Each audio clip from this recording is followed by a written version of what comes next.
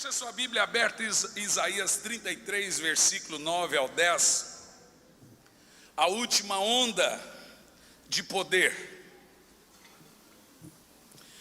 Irmãos, eu acredito que se nos próximos 5 anos Deus não enviar um avivamento poderoso sobre o Brasil, de 5 a 10 anos no máximo, nós seremos como igreja da Europa hoje e também em alguns lugares nos Estados Unidos. Na Europa tem muitos lugares, ou a maioria dos lugares, você chega lá e está escrito assim, Dead Church, igreja morta. Eu prego na Europa há muitos anos. E a coisa mais assustadora na Europa é as pessoas marcarem a data da despedida da igreja. Elas vão lá, fazem um culto, lotam a igreja, despedem e fazem um enterro simbólico da igreja. Isso acontece com todas as igrejas. Eles chamam de enterro da igreja. Bebem, choram e se despedem. Aqueles grandes templos que passam a ser até então mesquita islâmica, templos hindus, budistas, boates e restaurantes. Se Deus não enviar um avivamento sobre o Brasil, tão logo nós estaremos vivendo essa realidade. Nós estamos vivendo dias tão sombrios em termos espirituais. E eu quero que você escute isso aqui hoje. Dias tão estranhos aqui hoje, tão estranhos. São dias que, se você fizer uma pesquisa, quantos são os irmãos que passam a ter cultura da oração, cultura da meditação da palavra? Nós terceirizamos ultimamente a nossa espiritualidade. Nós condicionamos a nossa vida espiritual à denominação. Funciona mais ou menos assim: se a igreja fizer uma campanha, um programa de oração, eu oro. Se a igreja fizer um programa de leitura da Bíblia, eu leio a Bíblia. Mas poucos de nós temos um altar para Deus dentro da nossa casa. Chegamos ao deplorável momento de você ter que, todo culto, mandar mensagem pelo WhatsApp para lembrar os irmãos que é dia de culto. Você já parou para pensar no disparate que é isso? É uma geração de olhos secos, uma geração que se ofende, mas não se emociona mais. Precisamos de um avivamento urgente.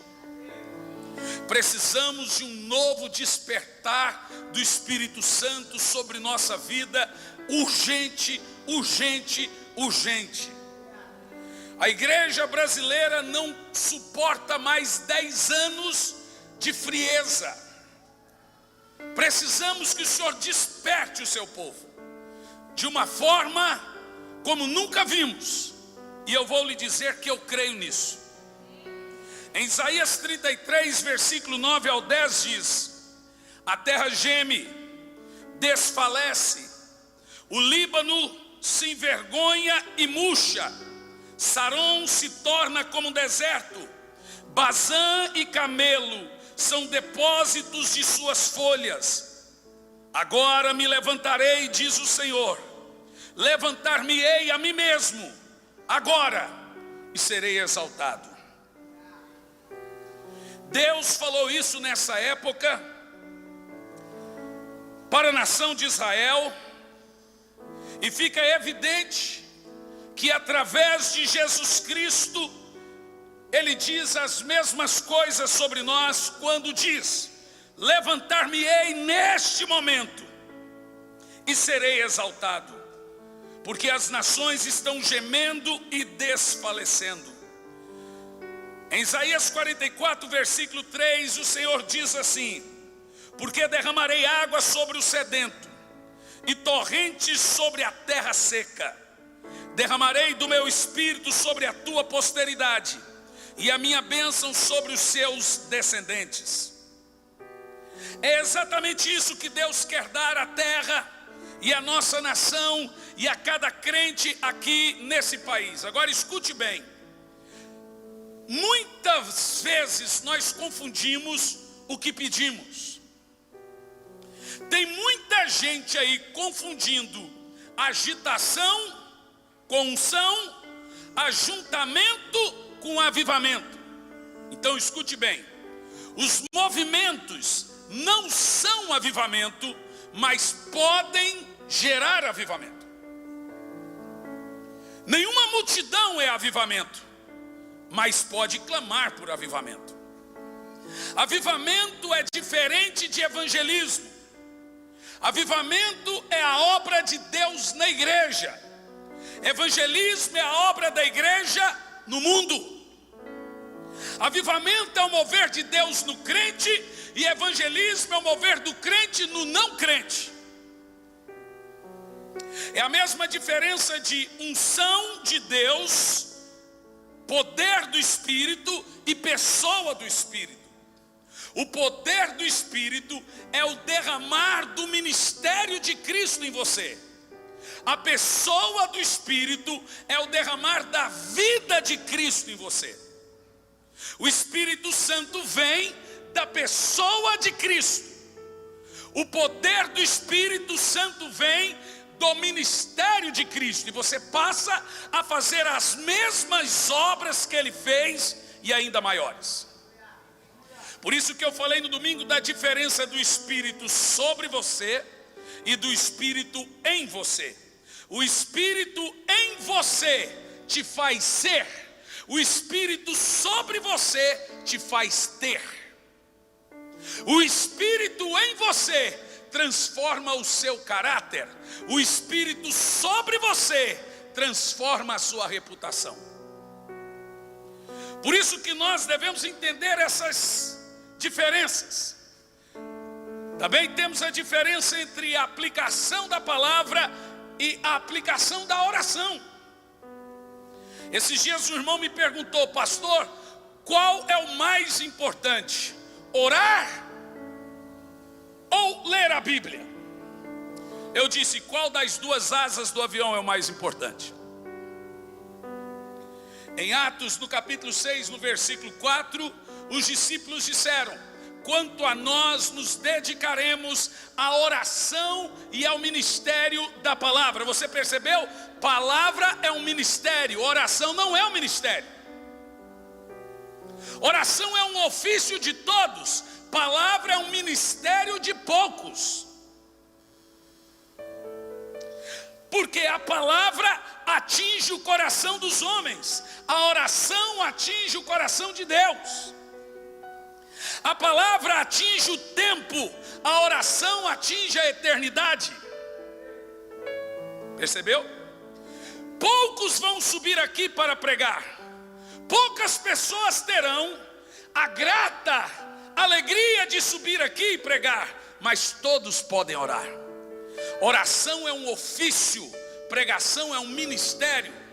Os que os apóstolos disseram: vamos nos dedicar à oração e ao ministério da palavra. Mas nós precisamos ardentemente de um grande despertar do Senhor na nossa geração. E é isso exatamente que Deus quer dar em nosso tempo. Os seus olhos, os olhos de Deus, estão olhando para nós nesse instante, para derramar um novo despertamento, porque a Bíblia diz que a terra está gemendo e desfalecendo.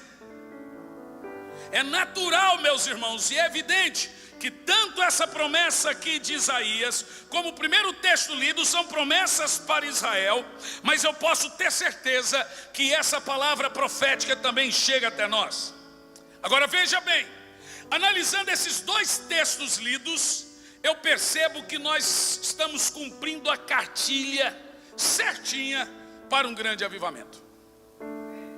Escute bem, analisando esses dois textos, eu percebo que nós estamos próximo de um grande despertamento. Porque nós, e agora eu me refiro à igreja brasileira, nós estamos dentro do padrão de Deus que a Bíblia nos mostra para despejar um grande despertamento. Observe essas 3 frases que encontramos nos textos, para Deus derramar água sobre os sedentos e torrentes sobre a terra seca. Primeiro, sofrimento da terra. Segundo, pecado do povo. Terceiro, povo desfalecendo. Aqui nós temos 3 condições necessárias para Deus trazer despertamento. A terra está sofrendo. Segundo, há um pecado terrível. Escute bem, preste atenção. Nós estamos vivendo dias que nunca na história da humanidade foi vivido. Se Deus não fizer alguma coisa com essa geração, Ele terá que pedir perdão para a geração de Sodoma e Gomorra e a geração pré-diluviana. Nunca na história. Você sabia? Na nossa geração morre por ano 50 mil cristãos martirizados, mais do que todo o Império Romano. Nunca na história cristãos foram tão martirizados e assassinados quanto em nosso tempo. Nunca na história morreu tanta criança inocente, obviamente com aborto e outras coisas mais, como estamos vendo na nossa geração. Quantas Bíblias existia na geração de Sodoma e Gomorra? Nenhuma. Quantas rádios gospel tinha na geração de Sodoma e Gomorra? Quantas igrejas vibrantes e maravilhosas como essa que temos aqui, que tinha dentro de Sodoma e Gomorra? Nenhuma. Era muita fome para nenhum pão. E na geração pré-diluviana tinha uma igreja, a Arca, e um pastor, Noé. Era muita fome para pouco pão. Hoje nós temos muito pão para pouca fome. Nós estamos diante de pão caindo do céu. Literalmente chove sobre nossas cabeças maná, maná e mais maná do céu. E ainda assim não temos a fome necessária de Deus para que um grande avivamento venha sobre nós. Nunca a terra sofreu tanto. Cataclismos, doenças. Só da China eles deram de presente para o mundo a SARS, H1N1, agora coronavírus e agora já de 2 semanas H1N5. O pobre do chinês é o judeu da vez agora. Só da Ásia. São doenças assustadoras que ninguém sabe como aparece. Esses dias alguém me disse, mas o chinês é muito porco, o chinês come de tudo, irmão. Há 4 anos a China já não tem mais recurso natural. Eles têm que importar tudo para comer. E quem não tem dinheiro come o quê? Então é muito fácil a gente criticar o que não entende. São 2 bilhões de pessoas só naquele pedaço de chão. Eu tenho analisado que Deus está balançando e abalando tudo que pode ser abalado. Tudo que pode ser abalado no globo será abalado. Deus está abalando estruturas, Deus está abalando o comunismo, Deus está abalando determinismo, Deus está abalando religião, Ele está abalando tudo. E se você for perceber, alguma coisa está soprando no mundo. Deus tem pressa. A terra está sofrendo. A Bíblia também fala do avanço do pecado. Você já viu o que é pecado nessa geração? O pecado é uma fera que cresce em proporção do que se alimenta. O pecado te leva mais longe do que você jamais quis ir. Te mantém lá preso por mais tempo do que você nunca imaginou ficar. E custa mais caro do que você nunca imaginou pagar. O que é pecado? Pecado é errar o alvo. Pecado é fazer o que Deus disse para não fazer e deixar de fazer o que Deus disse para fazer. É construir o que Ele destruiu e destruir o que Ele construiu. O pecado é uma fera que cresce em proporção do que se alimenta. O pecado é o pior de todos os males. O pecado é pior do que a morte. O pecado é pior do que a miséria. O pecado é pior do que a doença. O pecado é pior do que os demônios. O pecado é pior do que o inferno. Não há nada pior do que o pecado. O pecado matou Deus.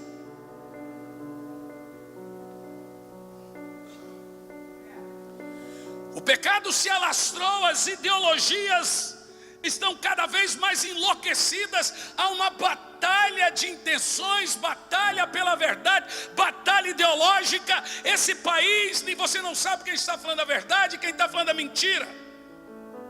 Você não sabe qual teologia é certa, qual teologia é errada. Um vem e prega uma coisa, o outro vem no YouTube, vem e desprega o que o outro pregou, o outro vem e desprega o que o outro pregou, e você começou uma Babel teológica. Precisamos urgentemente de um despertamento.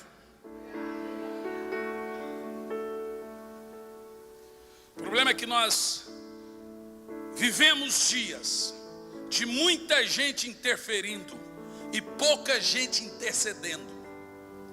Muita gente que sabe como deve ser e poucos que realmente fazem o que deve fazer. Mas a Bíblia Sagrada diz, o Senhor diz: derramarei água sobre os sedentos. A condição natural para um avivamento é fome e sede. A condição natural para o avivamento é terra seca. Espiritualmente falando, será que não é terra seca o que se encontra em muitos lugares, em muitas igrejas, ou no coração de muitos crentes hoje em dia? Como você sabe que você está vivendo um período de terra seca? Não consigo orar. Uma irmã me perguntou esses dias: pastor, eu não consigo orar. Só pode me dar a explicação por que eu não consigo orar? Eu falei: mas é uma explicação muito simples. Veja bem, eu não te conheço. Você está conversando comigo agora. Se você sentar comigo, você vai ter no máximo 5 minutos de assunto para falar comigo. Sabe por quê? Porque não temos empatia. Não há intimidade. Quem não tem intimidade com o Espírito Santo nunca vai conseguir orar. Não há empatia. Não há intimidade entre você e ele. Quando você não tem intimidade com uma pessoa, não tem assunto.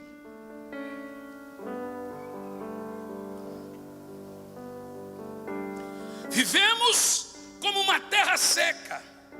Até tentamos, mas não conseguimos. Mas é justamente ali aonde há pessoas que não conseguem mais buscar a Deus de todo o seu coração, que a sua vida espiritual está seca como um deserto, que a Bíblia Sagrada diz que o Senhor irá derramar água e água viva sobre a terra seca. A Bíblia Sagrada também diz que o Senhor espera com desejo ardente de poder finalmente fazer aquilo que Ele fala em Isaías 30, verso 18. Diz o texto: o Senhor espera para ter misericórdia de vós, e Ele se detém para compadecer de vós. E por quê? Porque Ele vai demonstrar o seu amor com poder. Aleluia, isso é muito poderoso. Será que nós estamos prontos para receber um grande despertamento da parte do Senhor? Quantos aqui hoje estão como uma terra seca? Não há uma gota de água do Espírito na sua vida. Não há uma gota do óleo do Espírito, você está seco. Quantos aqui têm saudade de ter saudade?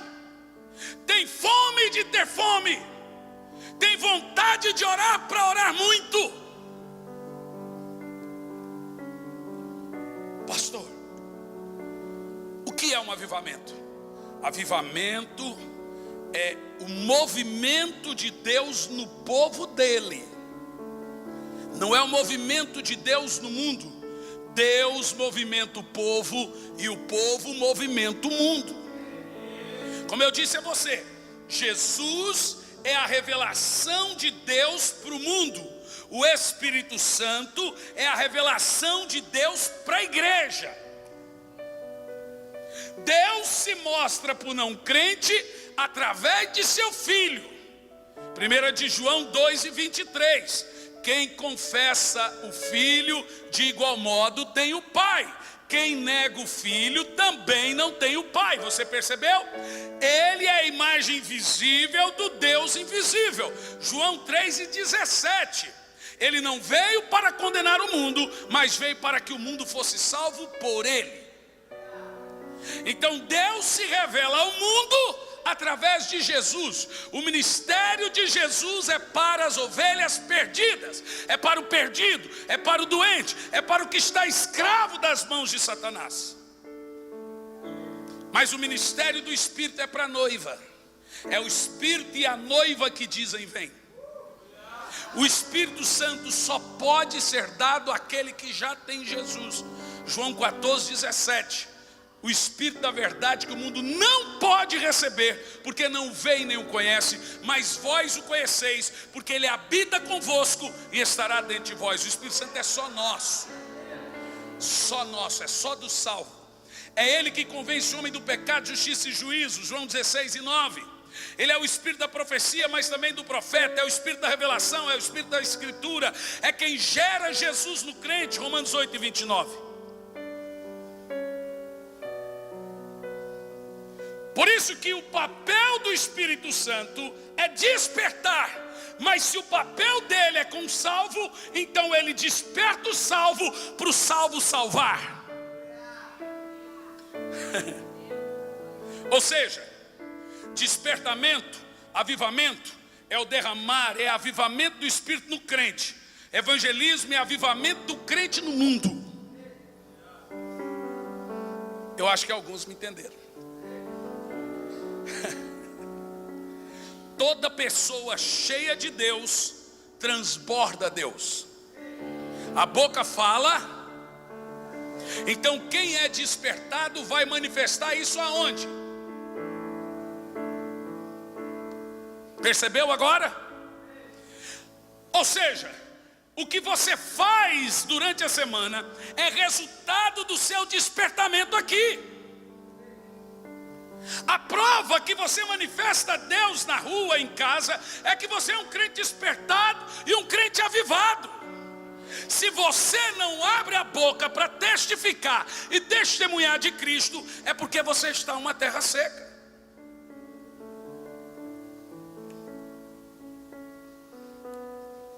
Mas como vem avivamento? Veja bem, irmãos, quantas vezes lemos nas escrituras Deus dizendo que queria mandar um despertamento? Quantas vezes você leu no texto Deus dizendo que queria mandar um despertamento? Muitas vezes.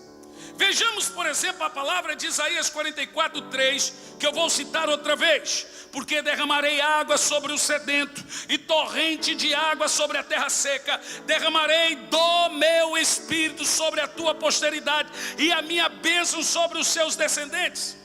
Por isso também que nós lemos: aviva a tua obra, Senhor, e faze-a conhecida.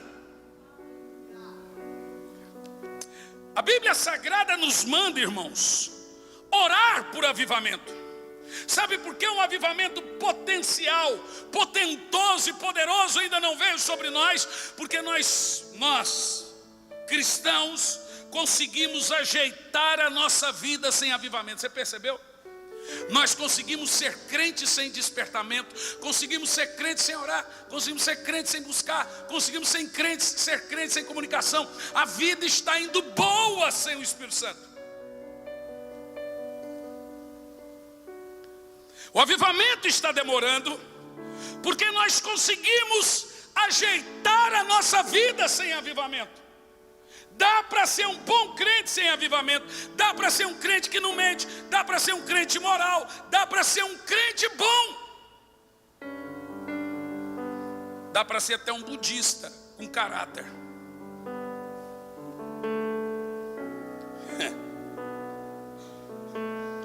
Em Lucas 10 e 12, veja, olha o que diz o texto: a seara é grande, mas os trabalhadores são poucos. Rogai, pois, ao Senhor da seara que mande trabalhador. De certa forma, essa também é uma oração de despertamento. Por que nós oramos? Deus, veja bem, Deus pode enviar avivamento sem a sua ajuda, mas Ele não quer fazer isso sem a sua ajuda. Deus pode salvar o mundo sem que você ore para que mande trabalhadores à seara, mas Ele espera que o seu povo ore. Ele diz: a seara está aí, mas poucos são os trabalhadores. Ore ao Senhor da seara para levantar trabalhadores. É disso que nós falamos, de despertamento do Espírito. O Senhor conta com aqueles que oram por avivamento. O Senhor está esperando pelos seus. E olha como isso é poderoso. O Senhor espera por aqueles que irão entrar na brecha para orar por um grande despertamento. Em Ezequiel 22, verso 30 e 31, o Senhor fala sobre esse despertamento. Ele fala com o seu coração cheio de emoção. Olha o que ele diz: busquei entre eles um homem que tapasse o muro. Quantos homens que Deus precisa? Quantos?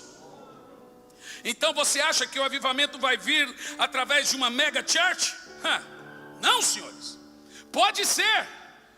Deus pode usar uma grande igreja para algo, mas não porque Ele precisa que seja assim. Ele disse: procurei um homem que tapasse o muro e se colocasse na brecha perante mim a favor dessa terra, para que eu não a destruísse, mas ninguém encontrei. Se nessa ocasião, antes do exílio babilônico, o Senhor tivesse achado pessoas para orar por avivamento, talvez eles não teriam sido destruídos, porque Ele disse: eu procurei alguém.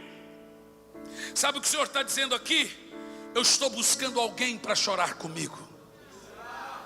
Eu estou buscando alguém para sentir o que eu sinto. Eu estou buscando alguém para gastar horas comigo. Eu estou buscando alguém aonde eu vou despejar o meu poder. John Wesley dizia: me dê 100 homens e eu formo um exército. Me dê 500 homens e eu formo um exército. Me dê um homem cheio do Espírito Santo, que eu ganhe uma nação para Cristo.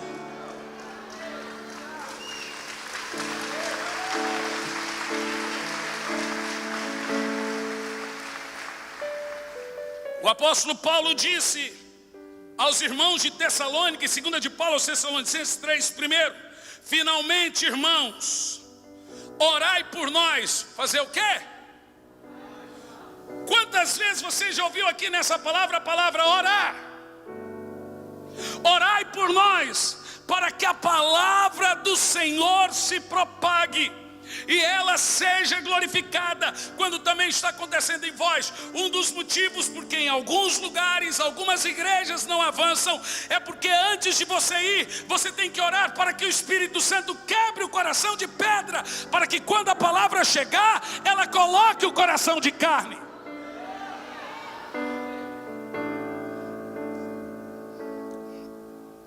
A palavra do Senhor se propagando e sendo glorificada já é avivamento. Isso é avivamento.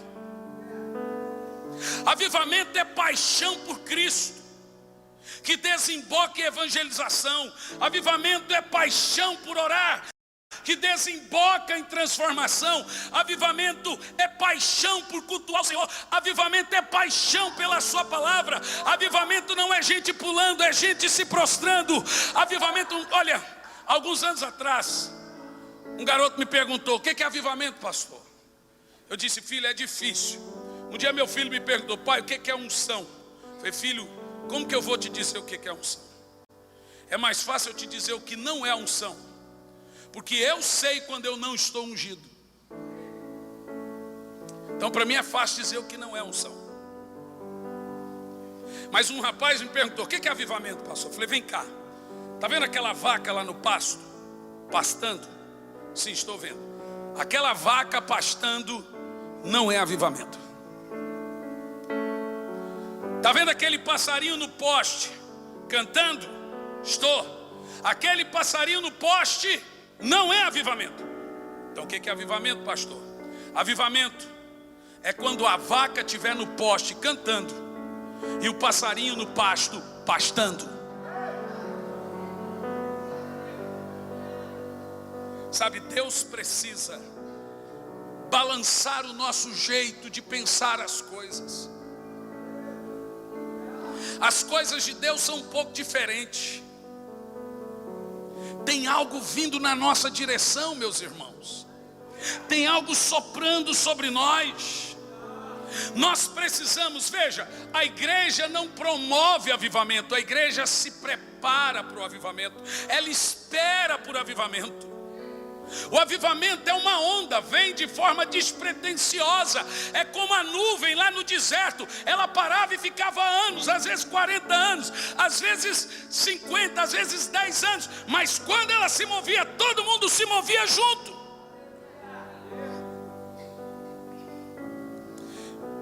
Eu e a minha família fomos, primeira vez eu levei minha família toda na Europa. Eu fui pregar em 7 países. E então a minha família foi comigo nesse final de ano passado. Ficamos hospedados em cima de um morro, uma montanha entre a Itália e a Suíça. E um dos dias nós também fomos para uma ilha país dentro da Grã-Bretanha. Na Europa tem muito disso. Mônaco é um país, mas está dentro da França, né? Então, por exemplo, Liechtenstein é um país, mas está dentro da Alemanha. Jersey é um país, mas está dentro da Grã-Bretanha. E a primeira vez que eu fui em Jersey foi engraçado, porque Jersey tem um fenômeno, é uma ilha pequena dentro da Grã-Bretanha. E eu prego lá já há alguns anos. E eu fico hospedado num hotel de frente para o mar. Na primeira vez foi engraçado, porque lá tem um fenômeno interessante. Eu estava lendo um livro, olhando para o mar, e de repente o mar foi recuando, e as ondas foram embora. Bom, irmão, qualquer pessoa sabe que quando você está na beira de mar e as ondas começarem a recuar, pode correr. Daqui a alguns segundos vai voltar com tudo. Isso, o nome disso é tsunami, isso é um fenômeno, todo mundo sabe. E eu estava no hotel de frente para o mar. E a onda foi recuando. Eu entrei em pânico. Liguei lá embaixo. O atendente era um português. Falei: moço, você está vendo o mar? Ele: sim. Você viu o que aconteceu com o mar? O que aconteceu? Você viu que as ondas foram embora? Ele disse: isso não é bom. Português infeliz. Falei: pois é. Você viu, não dá nem para ver, as ondas sumiram. Estou a ver. Isto é mal, pá. Falei: então vamos avisar o hotel. Irmão, dentro de mim realmente eu estava esperando uma tsunami. E o português levou a sério. Eu desci todo preocupado, assustado. Meu Deus, vai vir um tsunami. Essa ilha é desse tamanhozinho, vai ser tudo varrida. Eu vou procurar um lugar alto para subir. Quando eu olhei, o português estava trabalhando. Falei: português, e aí? Aí ele olhou: senhor, desculpe lá. Desculpe. Isso é comum aqui. Eu falei: por que você falou sério comigo? Estou a brincar, pá. Tu dizes que português é burro.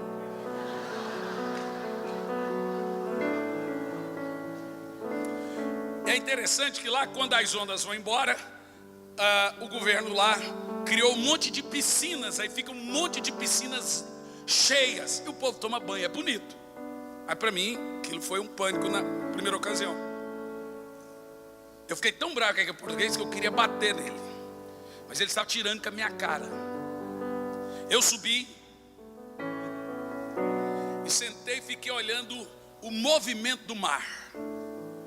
E o Senhor me disse: observe, a onda recua, são 16 quilômetros ela recua às 14h30. E ela volta próximo das 18h. O povo faz caminhada, foi um negócio bonito, mas assusta. Falei, agora veja bem, você viu que está tudo seco, parece que nem tem água aí. Assim é o meu movimento sobre a terra. Quando a nuvem parava, tinha gente que dizia, ela não vai se mover mais há muitos anos. Quando Moisés subiu o monte, as pessoas diziam, morreu lá. Ninguém sobrevive a tanto tempo de silêncio. O mover de Deus, você precisa entender, o poder de Deus sempre vem na história da humanidade como ondas. É quando a terra está seca, quando aparentemente não há mais esperança, quando tudo está perdido, aonde abunda o pecado, é despejado a maior graça.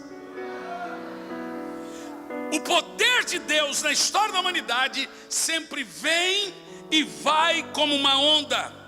Deus derrama poder sobre a terra de várias formas e para vários propósitos. Nós temos na história da humanidade muitas ondas do poder de Deus.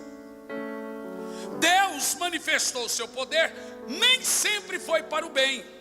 Por exemplo, quando veio o dilúvio, foi uma onda do poder de Deus que deu um update, que resetou, deu uma reiniciação na humanidade. Um poder, abriu-se as comportas do céu. Foi uma onda. Nós temos também uma outra onda, em segundo lugar, a onda da libertação. 2 milhões de pessoas no Egito, escravo, e Deus vem e varre o Egito. Não só o Egito, mas todas as nações que se atravessou na frente de Israel, ele dizimou. Foi uma onda. Onda de juízo, onda de libertação. Temos também uma onda de salvação. Agora Deus manifesta seu poder em forma de amor. Ele se faz carne, ele habita entre nós. Jesus morre, o Espírito Santo ressuscita, o Espírito Santo gera Jesus, o Espírito Santo unge Jesus e o Espírito Santo ressuscita Jesus. Mas temos aqui a quarta onda. Qual é a primeira? Juízo. A segunda, libertação. A terceira, salvação. A quarta onda prometida na Bíblia é a do Espírito. Todas as vezes que Deus interferiu e interagiu com a humanidade são essas vezes. A quarta vez está aqui. Olha o que diz a Bíblia. Então depois desses dias derramarei do meu Espírito sobre todos os povos. Os seus filhos e filhas profetizarão, os idosos terão sonhos, os jovens terão visões. Veja bem, na última onda, o Senhor não está prometendo destruir a terra. Ele vai até fazer isso lá no futuro. Mas Ele não está prometendo um dilúvio. Ele não está prometendo fogo destruidor. Ele está prometendo um derramar do seu Espírito. Ah, pastor, mas o Espírito Santo não foi prometido para descer sobre Israel. E esse texto não é para os dias de Israel. De repente, o que nós fazemos é promover campanhas de clamor por avivamento. O descende não é um avivamento, mas é o início de um grande clamor por avivamento. Qualquer evento que nós fizermos é uma reunião buscando, ansiando e esperando por despertamento. Diz a Bíblia, de repente veio do céu um barulho semelhante a um vento, soprando muito forte. E este som tomou conta de toda a casa que estavam sentados. Então viram distribuídos entre eles línguas de fogo, e pousou sobre cada um. E todas as pessoas ali reunidas ficaram cheias do Espírito Santo e começaram a falar em outras línguas de acordo com o poder que o próprio Espírito lhe concedia que falasse. Pastor, você viu? Pedro disse, irmãos, está vendo? Hoje se cumpriu o que profetizou Joel. Então a profecia nos últimos dias derramarei do meu Espírito sobre toda a carne, se cumpriu em Atos. É verdade. No entanto, olha o verso 39, o que o apóstolo Pedro diz: portanto, a promessa da descida do Espírito Santo, do despertar do Espírito Santo, do Pentecoste, pertence a vós nos dias de hoje, falando para eles, a vossos filhos e a todos em um tempo distante.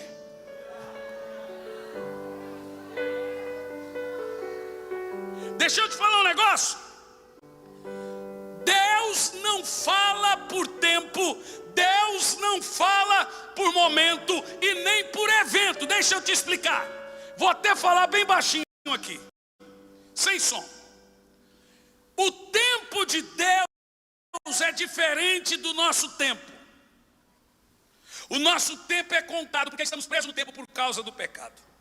O de Deus é kairós. Como Deus não caiu, Ele está fora do nosso tempo. O tempo de Deus não é contado, então não pode ser chamado de tempo. É óbvio que o tempo de Deus não é chamado de tempo, é chamado de período, dispensação. Em toda a história da humanidade, Deus não trabalha pelo tanto de anos, ou por eventos, ou por alguma coisa. O que Deus faz? Ele trabalha por período. Por exemplo, antes da lei de Moisés, 430 anos de Abraão a Moisés. Nós contamos 430 anos, Deus conta um período. Os 430 anos é uma dispensação, é um período. Quem me entende? De Moisés à cruz, 1235 anos. Nós contamos 1235 anos, Deus conta como um período. De Moisés, do Sinai à cruz, temos uma dispensação. Agora, da cruz até nós são quantos anos? 2000 e poucos anos. Para nós, para Deus, nós ainda somos a geração do Pentecoste.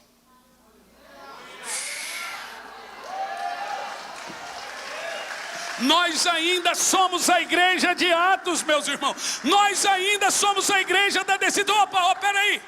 Qual outra coisa Deus fez? Tem outra dispensação depois da cruz? A única dispensação que eu conheço é a da graça, é da descida do Espírito Santo. Por isso que nós somos pentecostais, o termo teológico, continuista. Porque nós não somos uma outra geração depois da cruz. Nós somos a continuidade.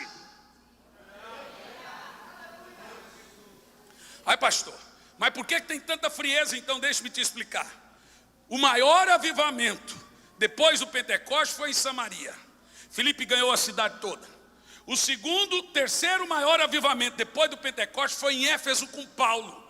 A Bíblia diz que Deus, pelas mãos de Paulo, fazia tantos milagres que até as roupas que levavam no seu corpo, as pessoas eram curadas. Olha só, Paulo ganhou a cidade de Éfeso inteira. Agora pasmem, quando você lê no livro do Apocalipse a carta para a igreja de Éfeso, o que tem lá? Você já leu? Tenho, porém, contra ti que abandonaste o seu. Mas você sabe quantos anos isso depois do avivamento? 50 anos. Então você acha que nós estamos numa frieza por causa de 2000 anos? Não, senhores. Até o ano de 1700, veja, de Lutero a 1700, as igrejas começaram todas a fechar. Se você pegar a carta de Melácto, um discípulo de Lutero, para as igrejas da Europa, é só lágrimas. Ele diz, parem com discussões, todas as nossas igrejas fecharam, discípulo de Lutero. Mas em 1700, Deus usa um despertamento metodista de um homem chamado John Wesley. E vem um despertamento no mundo todo. Parece que Deus não queria mais nada com o mundo. A Inglaterra era uma miséria, você sabe. Os irlandeses foram embora. Por que lá na Europa come muito batata? Porque só tinha batata para comer. E a peste negra, que dizimou quase toda a Europa. Parece que Deus tinha abandonado aquele continente. Mas o Senhor levanta John e Charles Wesley. Só John Wesley, em cima de um cavalo, ganhou 1 milhão de almas para Jesus. E desde os apóstolos, o maior avivamento da terra é o avivamento metodista. Terra seca é a condição preferida de Deus. Tem gente aqui com terra seca na família, terra seca na vida espiritual, não consegue orar. Mas eu vou te dizer, o Espírito Santo vai começar a aparecer para você em forma de anjo. Você vai ser visitado na madrugada, você vai ser visitado às noites. Tem algo que vai acontecer na sua casa. Você vai ouvir a voz do Espírito te chamando, porque o Senhor tem pressa. O Senhor espera pelo seu povo. O Senhor aguarda a sua igreja. Levantarei a minha igreja, levantarei a minha igreja, e as portas do inferno não prevalecerão.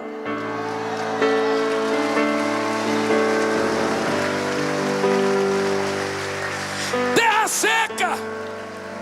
Olha o que Deus diz: o avivamento pentecostal do Pentecoste é para um tempo distante. Nós, pastor Júnior, nós somos a continuidade do mover apostólico. Que é isso, pastor? Que comparação? Não, senhor, não sou eu que disse, foi a Bíblia. Deus não prometeu. Agora vou te dizer uma coisa: quando a Bíblia diz que nos últimos dias derramaria do Espírito, foi o que aconteceu no Pentecoste. E nós ainda estamos no avivamento do Pentecoste. E agora esse avivamento vem e vai como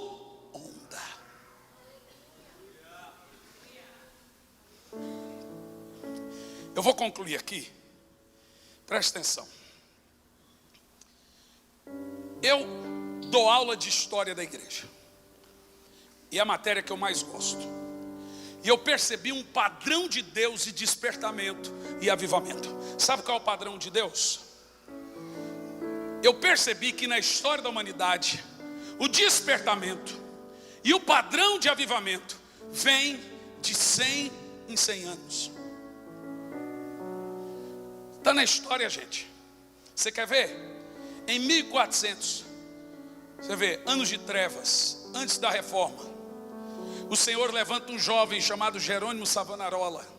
Jerônimo Savonarola, um jovem monge, orava mais de 10 horas por dia. Nenhum avivamento nasceu antes que o Senhor levantasse o seu povo para orar. Qualquer avivamento que antes não tem um movimento de oração, pode dizer, não é avivamento. Tira da sua... Deus não vai mudar. Estavam todos reunidos no mesmo lugar, orando ao Senhor, e veio o Espírito Santo. Todo avivamento começou com fome e sede, de fome e sede.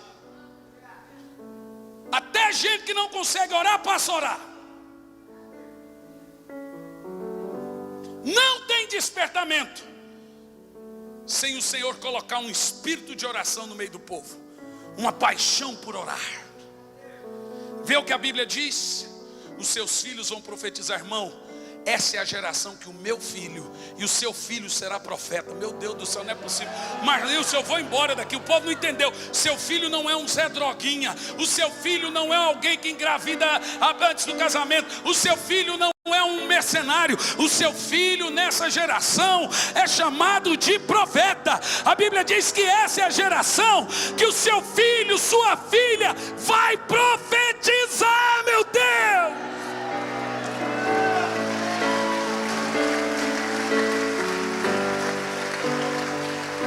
Pastor, mas meu filho é doente. Mas o Senhor chama ele de profeta?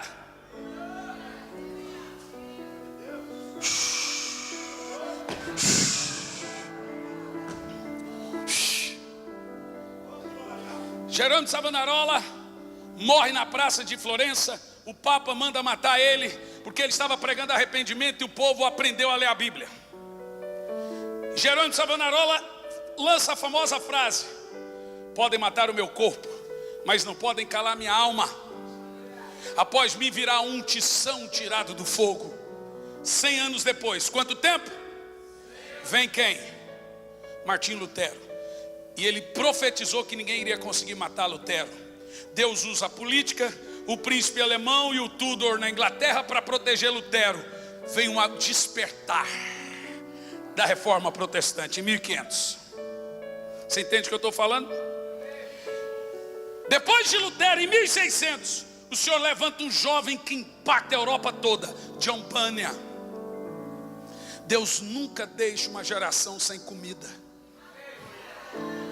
Irmão, nossa geração não vai ficar sem despertamento. Não é possível. Eu estou falando uma coisa muito poderosa, pastor Júnior. Eu vou dizer de novo. Nós ainda não vivemos. Toda geração viveu. Nossa geração não vai ficar sem avivamento. Deus nunca fez isso. Deus nunca fez isso. John Bunyan escreveu mais de 300 livros. O seu livro, O Peregrino, só não é o livro mais lido que a Bíblia. É o livro mais famoso do mundo de um autor. John Bunyan orava mais de 12 horas, 5 horas, 6 horas. 100 anos depois de John Bunyan, 100 anos, o Senhor levanta John Wesley. Irmão, John Wesley é diferente. Estude John Wesley, leia John Wesley, assista qualquer coisa de John Wesley, pelo amor de Deus. John Wesley foi mandado embora da agência missionária porque não conseguiu ganhar uma alma na Geórgia. Foi um péssimo missionário. Quando ele volta para a Inglaterra, o Senhor chama ele. John Wesley orava. Ele saía das 4 da manhã de casa e orava das 4 ao meio-dia. Depois montava no cavalo e andava 50 quilômetros por dia. Ele se amarrava no cavalo para não cair, porque ele dormia de tão cansado. John Wesley é 1 milhão de almas para Jesus. John Wesley foi o primeiro itinerante desde os apóstolos.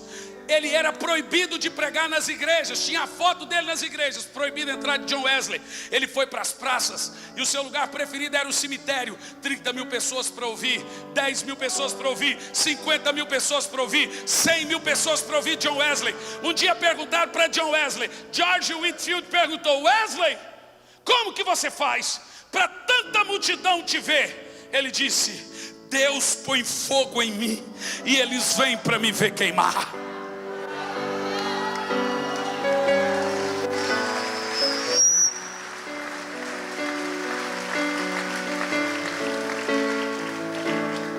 Eu estive lá, hoje é um museu, no quartinho de John Wesley. No quartinho de John Wesley. E fiz uma oração: Senhor, dê a mim o que o Senhor deu a John Wesley. O meu amigo Luiz Hermínio esteve lá nesse quartinho e fez essa oração indecente também. Senhor, me dá o que o Senhor deu para John Wesley. Sabe o que Deus falou para Luiz Hermínio? Me deu o que John Wesley me dava.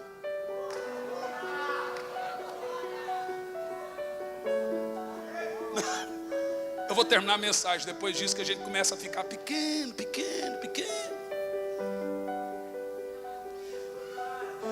Foi John Wesley que disse a célebre frase: põe seu sermão no fogo ou põe fogo no seu sermão.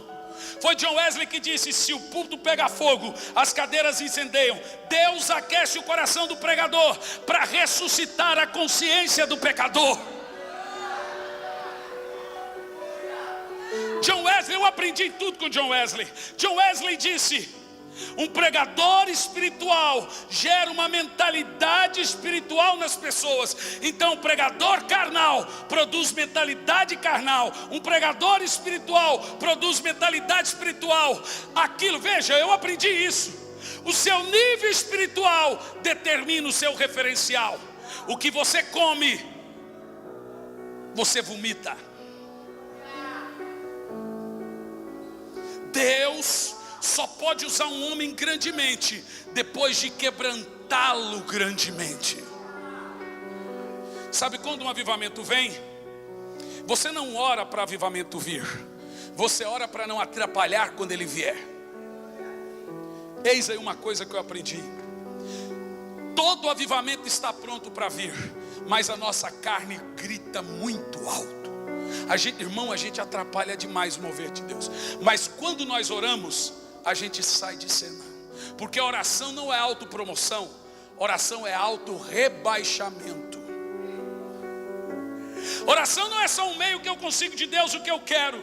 É como Ele consegue de mim também o que Ele quer. É a mistura da fome de Deus com a sede do homem.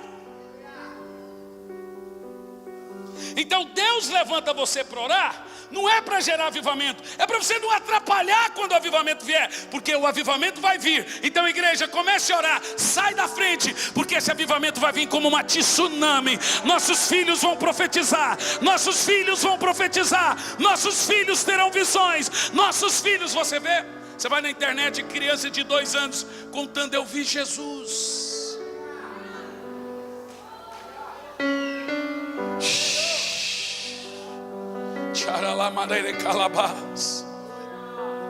Nos Estados Unidos, nós temos um relato de um jovem que literalmente morreu de orar. David Brenner morreu com 29 anos. Ele foi para Massachusetts, Nova Inglaterra, 30 graus abaixo de zero, e ele pediu as almas dos índios. David Brenner dizia: Senhor, me dê almas ou tire a minha, me dê almas ou eu morro. E ele orava na neve, nos índios canibais. Deus deu a David Brenner 50 mil índios. Ele batizou e morreu com 29 anos de tuberculose, cuspindo o pulmão enquanto orava. Um homem que morreu de orar. Em 1800, quanto tempo? O Senhor levanta um moço jovem chamado Finney, Charles Finney. Deixa eu falar um negócio, Charles Finney. Finney tinha um apelido: o homem que carrega a unção. Foi de Finney que eu ouvi primeira vez o termo espírito de oração. Finney era tão ungido, mas tão ungido, que quando Finney ia chegar num lugar, as pessoas diziam: o tempo está mudando. As irmãs de oração diziam: Finney está chegando. Sabe por quê? Porque quem tem avivamento dentro de si, olha dentro de si, ele muda a atmosfera da cidade, a atmosfera da casa. Ele determina qual, ele é o agente ativo, ele determina o ambiente. Finney é um dos maiores ganhadores de almas e avivalista de todos os tempos. Em 1800, chegamos em 1900, 1906, o Senhor, 1904 na Rua Azusa, todo mundo conhece a história. Mas o avivamento de 1906 em Gales, poucos de vocês sabem. País de Gales, um garoto de 16 anos viu o seu pastor de idade orando na igreja: Senhor, dobra minha vida, Senhor, dobra minha vida, Senhor, dobra minha vida, Senhor, dobra minha vida. Só isso. Evan Roberts olhou e falou assim: meu pastor não está bem. Foi embora. Ele voltou no outro dia, o pastor estava com a mesma roupa e orando: dobra minha vida. Isso em inglês é dobra minha vida, para nós é quebranta-me, quebranta-me, quebranta-me. Então o pastor abriu os olhos: Evan, você está aí? Sim, pastor. Evan, que horas são? Pastor, agora é a hora de tal dia. Ele disse: como tal dia? O pastor orou 24 horas sem perceber. Isso está na história. E a oração do pastor dele era: quebra-me, Senhor, quebra-me, Senhor, dobra-me, Senhor. Eva ficou tão chocado com esse negócio do pastor dele orar 24 horas, que ele foi para casa. E agora ele começou a orar a oração do pastor dele: dobra minha vida, Senhor, dobra minha vida, Senhor. E ele orava 1, 2 semanas, dobra. Um dia o Senhor aparece para Evan Roberts. Escute isso. E diz: Evan, ele tinha 16 anos. Se você continuar orando assim, em 2 anos eu vou te dar 100 mil almas. Deixa eu te falar um negócio. Se um jovem na minha igreja chega para mim e fala: pastor, Deus falou para mim que em 2 anos vai me dar 100 mil almas, eu vou orar: Senhor Jesus, cura esse menino, meu pai. O que eu faço? Evan, todo dia da semana você vai reunir os jovens e a oração é: dobra-me, Senhor, dobra-me, cala minha carne, Senhor, dobra-me, mata o meu ego, Senhor, dobra-me, Senhor, quebra-me, Senhor, quebra-me. Chegou no pastor, falou: pastor, Deus disse que vai dar 100 mil almas em 2 dias, eu preciso fazer um culto de oração. O pastor falou assim: se é de Deus eu não posso fazer nada, se não é, acaba daqui 1 semana. Pode fazer, Eva. Primeira semana, 15 jovens. Eva, o que é que vamos fazer? Vamos orar, dobra minha vida. O que é que Deus vai dar? Ele disse que Ele vai dar 100 mil almas em 2 anos para nós. Primeira oração, 15 jovens. De 15, eu vou acelerar. E vou acelerar no número, sem entender o que eu estou falando. De 15 vai para 500. 500, dobra minha vida, Senhor, dobra minha vida, Senhor, dobra minha vida. De 500 vai 1000 jovens. Na frente da igreja: dobra minha vida, Senhor, dobra minha vida. De 500 agora é 5 mil jovens. Dobra a minha vida, Senhor, no pasto. Dobra a minha vida. Daqui um pouco é 15 mil jovens nas ruas do país de Gales. Dobra a minha vida, Senhor. Dobra a minha vida. Daqui um pouco é 50 mil jovens. Dobra a minha vida, Senhor. Dobra a minha vida. Sabe o que acontece? Em 2 anos, todos os bares da cidade fecharam, todas as casas de show fecharam, os estádios de futebol ficaram vazios. Evan Roberts reunia milhares de pessoas para clamar. Pessoas eram curadas, pessoas eram batizadas com o Espírito Santo. Os juízes davam luvas brancas de presente um para o outro, porque não tinha crimes. As cadeias todas ficaram abertas. Evan, com 18 anos de idade, de 16 para 18, ganhou 100 mil almas para Jesus.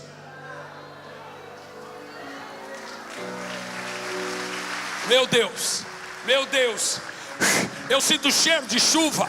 A terra molha, a terra anuncia a chuva antes que a chuva venha. Eu estou sentindo o cheiro de chuva. Uou! Oh! Tem avivamento aí, irmão. Deixa eu te falar. Eu estava indo pregar numa igreja Batista Lagoa em Niterói, em Teresópolis, desculpa. Quando Billy Graham morreu. Billy Graham, com 22 anos, esteve no quartinho de John Wesley e fez: Senhor, me dê o que John Wesley tinha. E ele recebeu. Provavelmente ele dava para Deus o que John Wesley dava. Porque Deus deu a Billy Graham 5 milhões de almas para Jesus. Irmão, eu estudei. Vai lá, vai estudar a vida de Billy Graham, John Wesley. Isso aviva a gente. Eu falo, meu Deus, eu tenho o prazer de ter vivido na geração que viveu de Billy Graham. Quando Billy Graham morreu, a CBN anunciou, eu estava dentro do carro, pastor Júnior. Morre o maior evangelista do século, amigo de presidente. Eu estava dentro do carro. Chorei, parecia que um parente meu tinha morrido. Encostei a cabeça.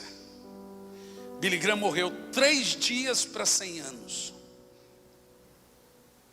Quanto tempo?